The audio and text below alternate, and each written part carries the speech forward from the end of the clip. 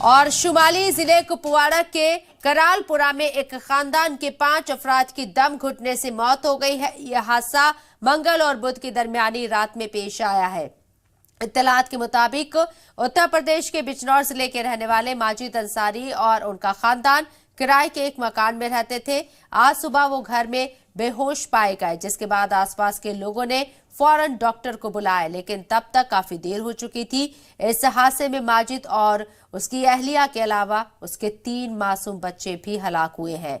Block medical officer ने इसकी तस्दीक करते हुए कहा है कि गालिबन दम घुटने से इनकी मौत हुई है और इस मौके पर उन्होंने लोगों से अपील की है कि रात में बुखारी और गैस हीटर का इस्तेमाल ना करें।